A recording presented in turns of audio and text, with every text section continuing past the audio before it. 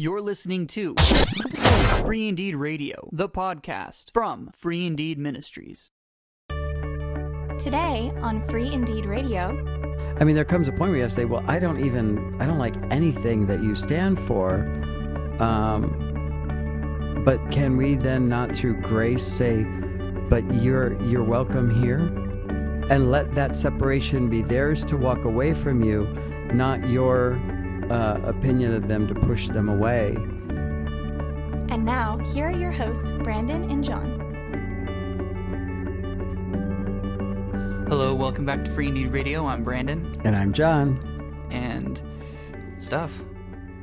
And things. It's good to see you, Brandon. And things. Good to be back with our audience. You know, I was just thinking that it would be super funny if, like, when we start doing things live, by the way, we are going to start broadcasting live. But I will keep you updated on the details as to when that is. But I really wish that there was some sort of way that people could send us, like, emojis and stuff like that. Yeah. Like, you want a heart? You need a little love tap while we're doing hearts, love taps, and poop emojis. Right? That'd be the best way to disagree without anybody getting hurt. Yeah. Or we could do it on Facebook Live and just have everybody make the angry faces. There you go. So what do you got for us today? So today I thought we'd talk about inclusiveness. Some people call it tolerance or acceptance, but really it's the buzzword, I think, is inclusive. And I'd like to talk about how groups consider themselves inclusive and what they exclude to be inclusive. And then of course, contrast that against what God has made free indeed to be. And so what about inclusiveness? What about it? So it on its own, it would mean obviously that we include all people, because we're going to talk about people including people into their group or their club or whatever. And I think in the Christian walk, you know, a church says, oh, we're inclusive, you know, we want everybody to come. But that's only until they show up and they discover that they don't like them, so then they're not included anymore. Okay. Let me pull a pen out of my desk here and write things as they come to my brain thoughts. So actually, the first thing that kind of comes to my head then is, what's the difference between acceptance and inclusiveness or tolerance? And are they all mutually exclusive or inclusive to one another? Well, I think you can have, they are autonomous, but they certainly are connected, because you can be inclusive and still not necessarily be tolerant or accepting, I guess, more of an acceptance of the way somebody lives or thinks. Because you can still be together. You know, the family of faith is that way. We should still be able to be together and then have thoughts and ideas that might differ, you know, as long as it's within the realm of what God says, not the realm of what people say that it should say, so that they can make their own way. So they do still stand alone. And in the case of tolerance that I'm talking about, because I hear it so much, especially in the arguments from through the media and through the world at large, that people, especially the church, doesn't accept or isn't tolerant of like the LGBT community. And they should be. And we know that, because... Don't you think that we're kind of past that, though? Like, to be honest, I haven't heard very many people talk about tolerance or inclusiveness as it relates to the LGBT community too much. On the whole, it kind of seems like the whole of Western society and the overall temperature has reached that point of, you know, they're people, but it's more, though, it's slipped into the background because other arguments have come forward.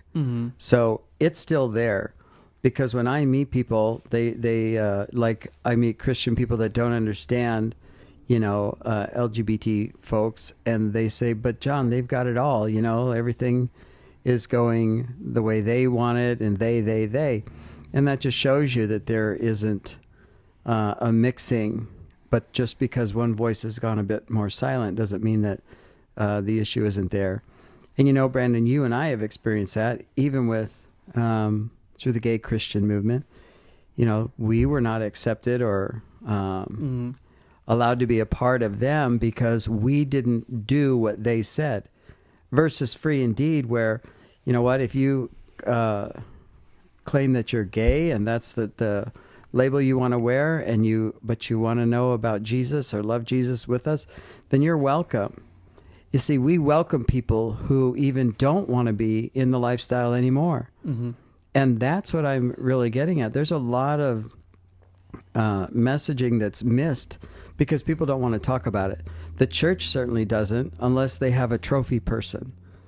And then, of course, you had the failures of other groups that made the church look even worse, which is not God's fault. It's man's fault, like Exodus and so forth.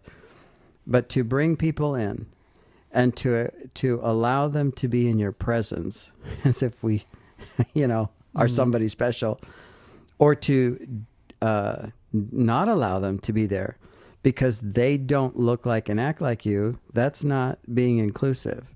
The fact that I don't want to live an active, open gay lifestyle shouldn't exclude me from being in and around gay people, especially if they're going to call themselves gay Christians and even have some sort of a movement, So that's a big deal to me still, because I think it has gone underground, and so we don't see the oil and water effect on the surface, but it's definitely below it.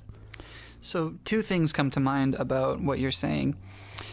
And one is, it seems like instead of there being intolerance, it seems like there's a discrepancy between 2 groups of people as to what tolerance means. You know what I'm saying? Well, yeah, tolerance, true. Or inclusiveness, or however you would want to put it. Because we would all agree that we want to be inclusive and we want everyone to be involved. We want everyone to participate in whatever it is. We don't want to create wallflowers. We don't want to leave people on the outside. But it seems that there's a disagreement on fundamentals or logistics, I guess. Of how to do that? Of how to do that and what it looks like. Because you then went to tolerance and to what will I tolerate to include you. That's kind of where the argument or the thought process goes. Mm-hmm. Just naturally, because it's true. I mean, there comes a point where you have to say, well, I don't like anything that you stand for. But can we then not through grace say, but you're welcome here? Mm-hmm. And let that separation be theirs to walk away from you, not your opinion of them to push them away. That Christ would keep them close and let them see him through us and the difference of which we speak. Well, and I guess specifically what it looks like in my head is one person says tolerance looks like accepting everything about everybody, whatever they want to be, whatever they want to do. That is being inclusive. That's not being homophobic. That's not being this or that or the other thing. Whereas another side or another perspective would say, encouraging somebody in some sort of an identity delusion, or encouraging somebody in or accepting, I guess we'll define a lifestyle, mm-hmm. or we'll define exactly what we mean, because I want to get to that by defining accepting and tolerating. But because like I said, nobody wants to be a jerk. Nobody wants to be, well, not nobody. Well, not there nobody. Are those. But we'll just say like 80% of the people in the world don't want to be jerks, and they want to include people. And it seems like an idea of inclusivity gets formed by people who are in the 80%, who look at the 20% and say, and even some of the rest of the 80% and say, even if you smell like the 20%, then you are this, that, or the other thing. You are exclusive in whatever form. Whereas other people would say, I disagree with the morality of this, or I disagree with your morals. Right. So where's the bridge? Where's the bridge in that gap? Two people have two different ideas of what tolerate means or what inclusive means, and what can we do as people on the inside or outside to bridge that gap? Well, I think we've done it well with God's direction. As we always say, we lay the cross in the middle and ask people to cross and, come to the middle from the far left or right, however you want to look at it, from far from one side from the other. And when you bring people there and allow them to be who they are, you're still including them in the party, even if you don't agree with how they party. And tolerance should not make us to exclude people. I don't want to, it's not for me to tolerate your behavior. Now, if you're doing something that's, harming someone, that's completely different, of course. But when people have a different way of thinking and a different lifestyle and even a different religious choice, our job, we're called to bring them in and show them what God has done for us. When we do nothing more than invite people in to be included with us, and with Free Indeed, like we want the world that's hearing us to be included with Free Indeed and to be different. We want you to see something different. We want you to express your difference, and let us tell you, let's have a conversation about what that means and where is God in your life, and now they're including us into their lives, not just keeping us out because their opinion of us is so far off, or because we don't share their opinion, we can't be included in their group. That's what's, polarizing this world, is that those walls that are put up, because inclusiveness means everybody's welcome as long as you think what I think, do what I do, say what I say. Mm-hmm. And that's just a bunch of crap. Right. Well, that goes back to the people who we have actually spoken with who have a policy, and they were discussing a policy on what would happen if a gay couple were to walk into their church establishment. Now, how would we? What will be our protocol if that were to happen? Well, they could come in the door, but they can't hold hands, and they can't be, they can't show affection to one another. Otherwise, we'll have to ask them to leave. It's like they can't be known, but we'll know. And then what's that? Come in and be faceless and make sure that you turn into what we say. And that's not including somebody. Mm-hmm. Real quick, because I think this is in the same direction that we're wanting to go. I would say that Christianity wants to be inclusive. Yes. We don't want to exclude anybody because Christ wants all people to be reconciled unto himself. That's the ministry that we've been entrusted with. And a lot of churches do that really well. They do form inclusive groups, or they're in one building there will be multiple different facets where people can join up and find community. But it seems like there's a fear, there's an innate fear where we want to be inclusive, but we don't want people to feel encouraged in their sin, or whatever that would be. And it's almost like you're saying, we want to be inclusive, but we hope they don't show up. Or when they do show up, I have to make sure that I let them know that I'm not authenticating or validating their sin as a part of their life, as you see it. Mm-hmm. Yeah, that's right.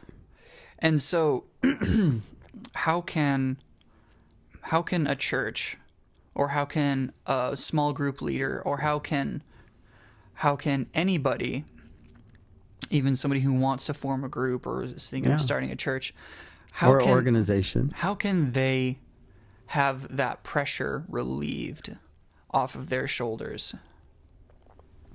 I think that when we realize that God is way bigger than we are, and that his death on the cross was way, way bigger than we understand, and we admit that we don't know enough about it to be closed-minded to the people around us. When you get back to the basics, God said, love your neighbor as yourself, and to love him with all that you are.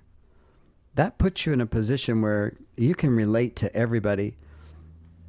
People who say, well, I can't relate to you. Well, if you're a believer, a Bible-believing follower of Christ, not just a person who proclaims to know him and whatever, then you can relate to everybody. And you can be inclusive, because the relating that you can do is that everybody needs a savior, and Jesus did something really miraculous for me, and he'll do it for you. And from that perspective and from that point of view, everybody can come, and you can have different points of view in the same room, and yet everybody knows that it's okay. This is a safe space. How many times have we had different people or pastors come to a Free Indeed life group, and their comment is the same all the time. It's fantastic, because I don't see it. And obviously you don't either, because we're there. But, how did you get this group of people that have nothing to do with each other, that would never be together outside of here, come together in such love and inclusiveness, acceptance, and all that kind of thing? Well, it's all because of what Jesus has done for each one of us. Mm-hmm. We can all agree on that. That's the inclusive part. Mm-hmm. There's nothing missing when Jesus is in the center. Nothing. Mm-hmm. And everything changes when Jesus is in the center. So, and I agree with that Christ's inclusivity, in that he died for everybody. He died so that all would be forgiven, and so that all would be made righteous before him. That's just kind of like, you can't get more inclusive than that. It just doesn't. Yeah. There's nothing But bigger. It's surprising how people try to change that. So a thought occurred. So then what would be the difference? Being inclusive has an element of humility to it. Yes.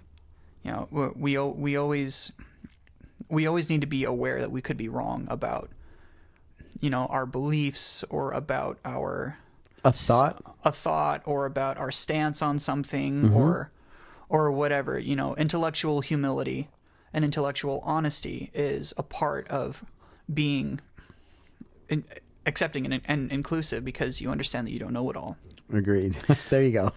So what's the difference between being humble and not standing, but what's the difference between being humble and the thought of, I could be wrong, this person could be right? You know what I'm asking?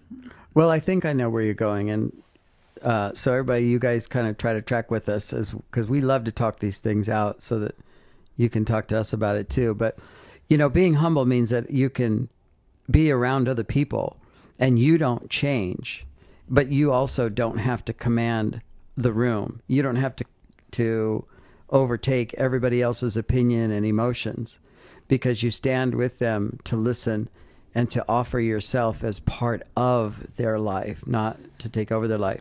Maybe this is better. What's the difference between humility and knowing where the I could be wrong can stop? Like we're sitting in a small group, right? And somebody is asserting something about God, or something about themselves, or something, something that it's not black and white. Mm-hmm. And you don't necessarily have an answer for it, but you don't necessarily not either. You have a traditional sense of, well, all I know is what has been told to me in this sense, or all I know is what my pastor has talked about on this sense. And, the morality of whatever's being talked about has just been thrown into question. So where is the line where do we draw the line with, I could be wrong, but I know I'm not wrong about this? Right. How do we know that line? I think that you would know that you're automatically already sure of your opinion and your thoughts on the topic. The thing that changes to be humble in that situation, like you said as we were talking, is not to be the know-it-all. Because maybe something they have to say, even though it comes up against you and, kind of affronts you, there might be something valid to it. They might have a view of it that you never considered, that now you need to consider. It's okay to reconsider your opinion, because it's okay to consider someone else's without having to feel like you just gave up on everything you've always believed. And it doesn't mean that you have to accept that into your way of believing, but you can still be an inclusive person to that person, because you know what? That's not one we're going to agree on. But I know that that's something in your life, depending on what it is. It could be something where it's like, well, that's what God's doing for you, and I don't know, I can't get there. That's okay. But I'm still going to love you in Jesus, because that's who we're talking about. That's the purpose of getting out to the rest of the world. And you don't have to be a doormat to say, well, if you don't accept everything, then you're not being humble and you're not being inclusive. That's not true either, because Jesus was very clear about telling people the truth, and that we should, especially if you're not a Christian, this, speak the truth in love doesn't make a lot of sense, because you don't understand what we consider the truth. But to each other, we don't have to be a doormat. We can say, you know what, I think you could reconsider that opinion, and then go and find out, talk to God about it, and then know in your heart what you're going to believe. There are things that I will never change my opinion on, as far as somebody saying that, well, this behavior is acceptable, because that's usually where it goes to, as a behavior. And I'm not going to change and say, well, maybe that's okay because it's okay for you, when I know that it's not okay according to what I believe Scripture says. And that's okay. But I can still include that person in my life in Free Indeed, and I can still show them what Christ has done in me, and let that reflect to them. That's what we're talking about. I don't have to tell you how to live so that you can be included in my group. That's what we lose track of, And I think that God is greater than that. Well, and right along with that, I think that, that's well said. And I guess it kind of part of what I'm thinking goes back to something we talked about last episode, where we've lost the ability to disagree. Right. But there was something about that in my head that really struck a note, because I have had people who are not Christ followers in their life, who have not, they don't follow Jesus with their lives at all, but they have, because they have been close to me, pointed something out or referred to something that I had done, and was like, this needs to be fixed, or this needs to change. And God corroborated it, because it wasn't necessarily a character flaw, but moreover, somebody with a different opinion over what I had made a decision about had persuaded me that I was in the wrong. Somebody had asked me, one specific, somebody had asked me to delete a friend from my friend list, because they were super worried that because I was mutual friends with somebody who he had victimized, that would be an inroad for him to get a hold of her. And it actually at first kind of pissed me off, because I'm like, I was like, who are you to, try and control my life because of what this guy has done, and I that's getting out in third and fourth party trying to tell you who you can like and dislike. Right. That's not going to work. And it's not like I liked the guy. I really had no reason to stay connected to him, except for he was a potential source of income. And at the end of the day, like I was just kind of affronted by that. But in the end, the person who he had victimized and was a mutual friend of the person who asked me to delete, she was like, the only reason that she asked you to do that was because she just worries for me a lot. And, just came to me in gentleness, and came to me saying, giving their rationale. And even if I didn't necessarily agree with all of it, their friendship was worth more to me than me just being right and having some person who I didn't know on Facebook. Right. And I don't think that's kind of the inclusiveness that we're talking about. But for sure. Right. But I'm talking about, that's the kind of attitude that we need to adopt in pursuit of inclusiveness. Of being of the mind that we could be wrong about our opinions on how this situation looks, or without a doubt. Yeah. Well, because perception, because I understood, after I had talked with my friend, I understood the heart behind the action, the heart behind the words.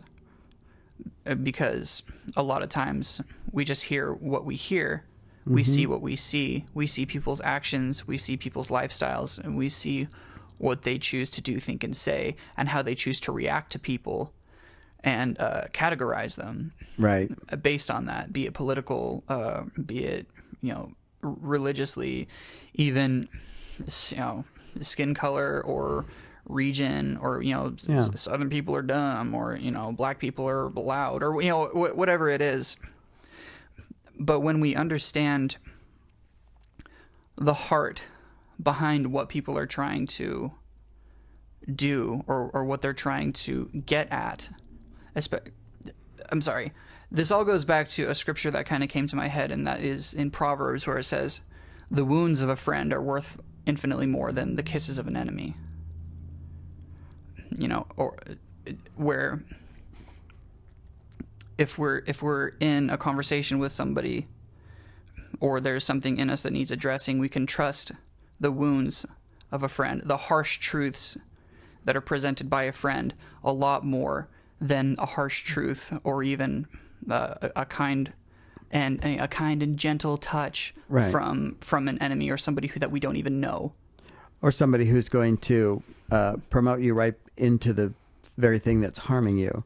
I think too, what that brings to mind is that when we're talking about inclusiveness, I'm not talking about everybody that's totally different has to always be in the same physical room. You might have to relate to differences of people in different spaces, because that's where they relate best. But you can bring yourself, and they can bring others that are different, and that's when things begin to make a difference. That's when the world changes. That's when life gets good. So when you meet all of the people that look all the same, and you're the different one, and then they've accepted you because they'll say, you can be here, and then all of a sudden they're including you, meaning that they've brought you into their trust. Now they would feel empowered to go out and find more people that are different than them, and say, you know what, we really are all stuck here. All we ever do is wear the same green, and we never get out of that. We're just a bunch of green weirdos. Right. And here you stand in red. We'll bring somebody that wears blue. You know, that's what I'm talking about. And what you're saying is you're not going to be able to have the same kind of groups like with this one situation as you would with the very person they're asking you to step away from. Because what if God has put that person in your life? Right. Because inclusivity, the more things that you say yes to, the more things you say no to. Well, that's in activity for sure, but in people, hopefully we can bring people in. What I mean by that is if you include somebody in your life that somebody else hates that's already in your life, you have a choice then to make because they can't coexist. Well, and that's what I'm saying. You have those friends in a different room on a different time, but it creates its own group, which then still builds the body. You know, we have different systems in our body that do different things, but they're all part of this one thing, and they all work together for good, right? Because the digestive system can't be the brain; it would just eat the brain, and the brain can't digest food. It's got to think about it and tell the stomach what it thinks is going on. So that's my point: is you may have to do this in different spaces, but that's okay. That in itself is okay because we just continue to bring more people into the very thing that we can all relate to, which is, what has God done for me? Jesus died for me. Let's talk about that and let them know how much God loves you. Let them know, I want you to know how much he really does love you and wants you to know him. He knows who you are. Don't believe anybody who says he doesn't. But he wants you to know who he is. And that's that inclusiveness. And that's why we're saying, come on, get involved. Let us prove ourselves to you. And I will come out and say this statement very boldly. Don't believe anybody who would exclude somebody because their opinion doesn't match up with the one who's proclaiming inclusiveness. Because I wouldn't trust them. That is a double-minded, double-speaking person. If they're telling you, come on, everybody's welcome, but oh, not you because you don't think the way I do, I'm thinking I wouldn't trust that.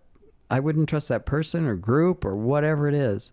So, but God you can trust. Oh, I'll be devil's advocate here for a second. Oh, don't do that. He's bad.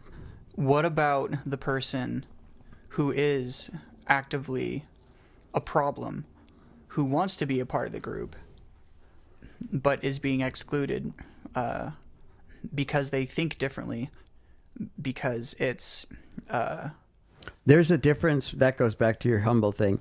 There's a difference between coming in and trying to be a disruptor and to be a destroyer. Because anybody, you bring a wrecking ball, I'm not going to let you hit the house because that's not how you make the entry into the house. You come through the door. So being inclusive doesn't mean that you have to be, like I said earlier, a doormat.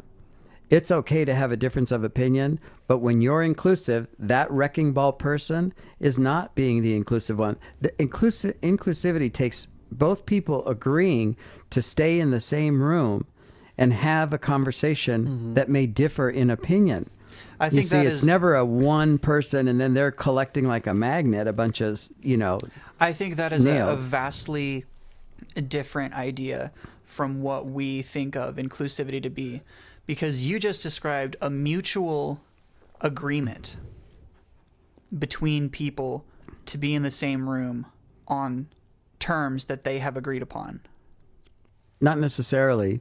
Well, yes, but then again, maybe no, because especially as you're building on relationship, that's what it's about, right? I mean, but what I'm talking about is your average person will probably see inclusivity as one person has to involve everybody everywhere in their life in order to be inclusive. And if you exclude one kind of person, you're being a hypocrite. But I like the other way. Well, yeah, because you're including them on the basis of what you've mutually agreed upon. Like if we invite somebody new to Free Indeed, like a meeting on Tuesday, it's, we've agreed upon. You come, you hang out, you be yourself to the best of your ability. We'll all talk about Jesus. We'll talk about whatever. and just see what the Lord has for us that night, and we don't expect anything more of you. Right.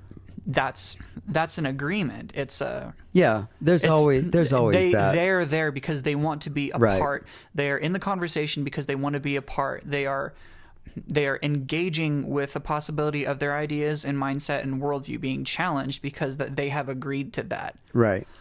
You can't make that agreement with somebody who hasn't made that agreement with you.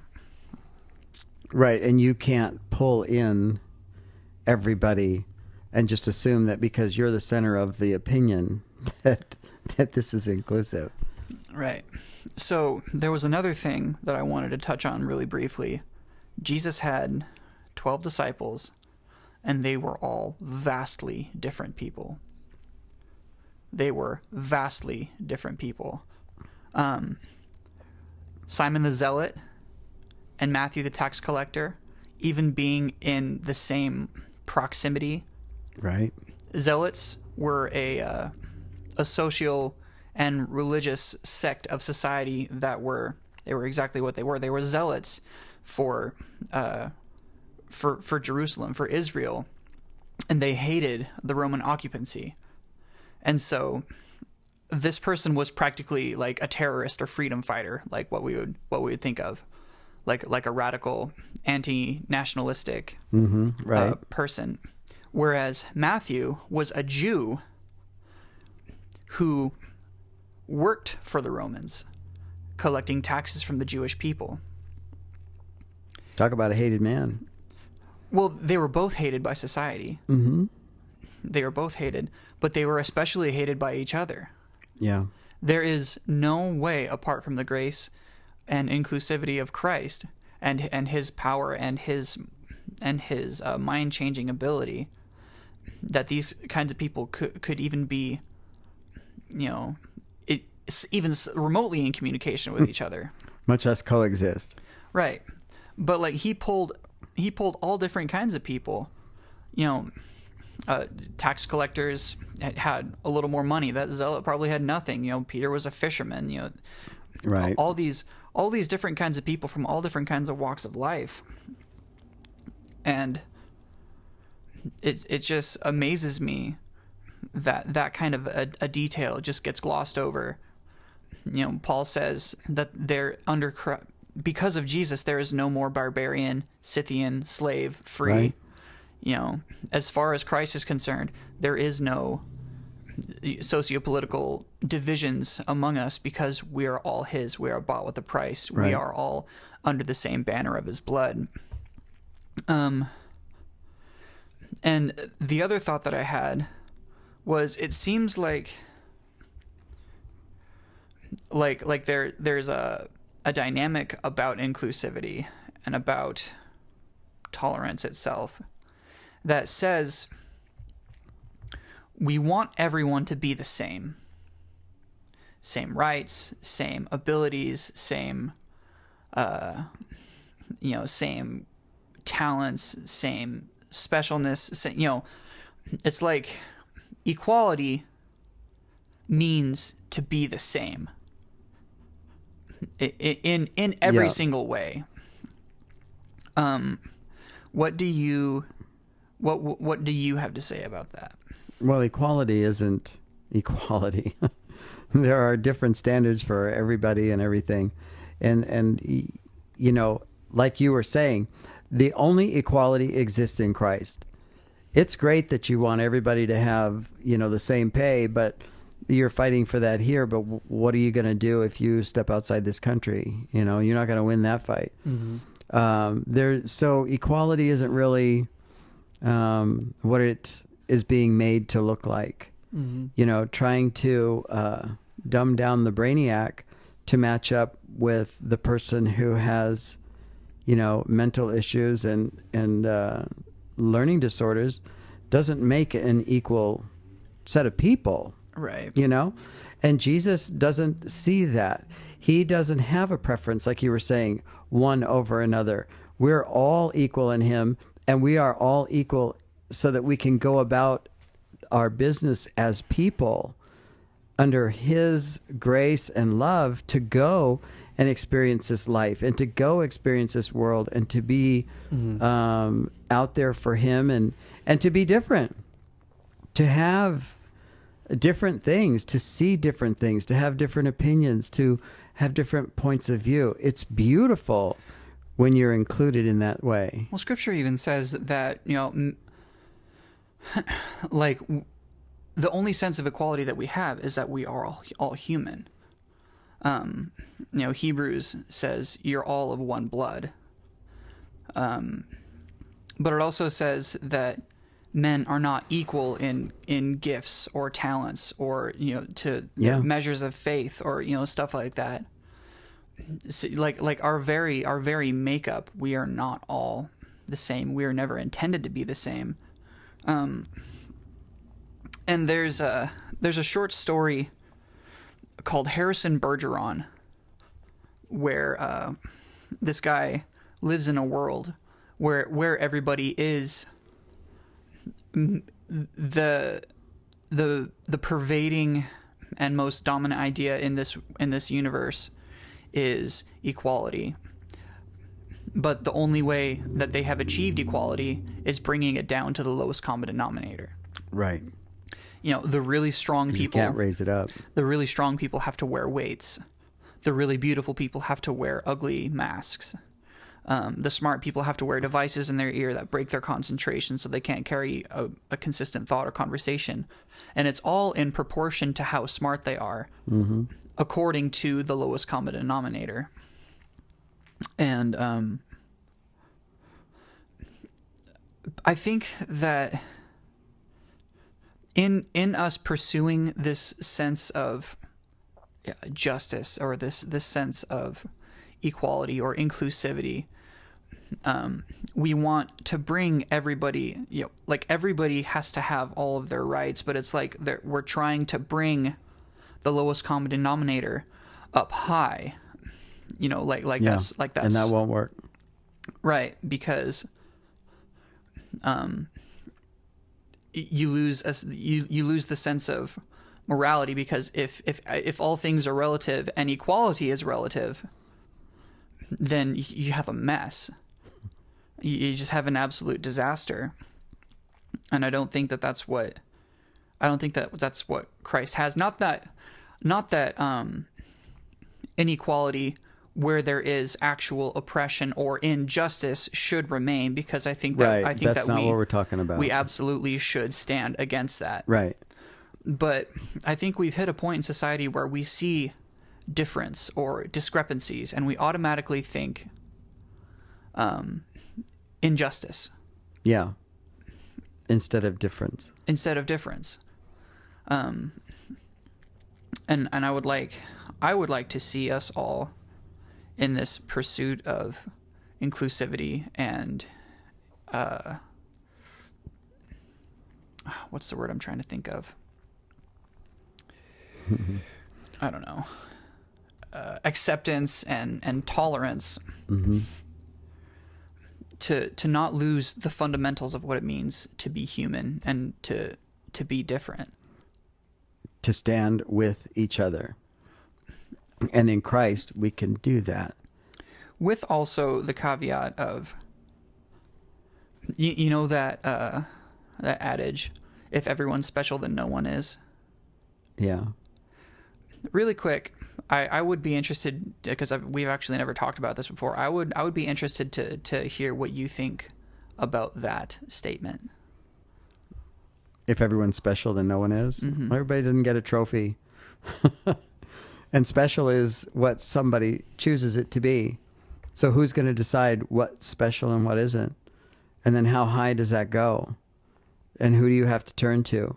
And if God is the highest authority and he says, you're all my children in every way equal, then who are we to start to put that label out there? So it's not a matter of nobody being special. It's a matter of knowing how incredibly special we are to the only authority that understands that, which is God himself, who he sent his own son to die for us. He's the one who's special. and he brings us into him. So therefore, it's all on his authority and his inclusiveness of his own creation. That's where we need to keep that. So I think it's pretty special that I get to meet people who don't agree or are different than me, so that I can say, let be included in my life, even though we're different, because I want you to see what God has done for me, what Jesus did for me. That's it. And that's what we stand on. And that is precious. And I think it's wonderful. And I think if people give it a chance, you can argue with us, you can disagree, but until you give it a real opportunity to work in your life, you'll never know what God really has for you and what this world really can be, to include everybody that is put into your life in some way. I had a flicker of hope the other day. Oh, a flicker. A flicker. It was a flicker. It wouldn't quite burn. I was on Facebook. Oh, no. I was on Facebook. And somebody had posted something, not really controversial, but just more of a presenting an idea. And it was on Orwellian thinking, like George Orwell and 1985 and all that. And I posed a question to the person who posted it, and somebody else ended up answering me. But it was really cool because this person, this guy, he didn't just straight invalidate everything that I would have had to say. He didn't tear down or call me a racist or a bigot or anything like that for having a different opinion. He posed his own thoughts on it. And what I eventually realized was we had started a conversation which there was a pre-established mutual level of respect that neither of us really even knew was there until we entered into the conversation. And once that happened, I realized that I was free to ask questions about how he viewed certain things, different things. And I had reached a point where I wanted to know the agreements and disagreements and why. Sure. Because I think that the more, and again, bleed in from the last episode, but the more that we seek to understand somebody else, the more effective we are in understanding them, but also communicating with them and desiring to continue in or establish relationship with it. It's definitely a super powerful witness. Right. Because when you're not being somebody who's just, yelling precious little snowflake or, screw Hillary or somebody, or, when you're not being that person who's just saying, whatever. Demeaning things. Demeaning things while asserting your own opinions. It's the antithesis of inclusion. Well, what you're talking about is inclusion. Yeah, what I'm talking about is inclusion, but doing all of that, doing the anti stuff is the antithesis of inclusion, because you have predisposed yourself to locking these kinds of people out of your life on the basis of, well, they do this, they think this way, and they feel this way about things. And it's completely invalidated in my eyes, so I have no desire to understand what or why they think this way. Right. And, that's totally fair enough. You don't have to sit down and talk with everyone that you disagree with. You don't have to... We're not saying that. Yeah. But you might learn something if you do. And also what you're going to there for me is... where was I going with that? Commanding the room, commanding the opinion. If you have to do that, you're definitely not somebody who's open to including other people, other thought processes, other lifestyles, other anything. And we believe and we know, and I challenge you to discover this, that when you start to do this, when you start to include people and allow them to be who they are in your life, allow yourself to be who you are in their life, it's wonderful. Mm-hmm. And that's where I encourage you to get to know us, because we'll show you what Jesus has done for us and what that really means, because there's room for everybody and there's nothing to be afraid of. Mm-hmm. So come on in. Absolutely. So I think that's all that we have for today, and join us next time for a bit more Free Indeed Radio. So go ahead and go out and change someone's mind about God.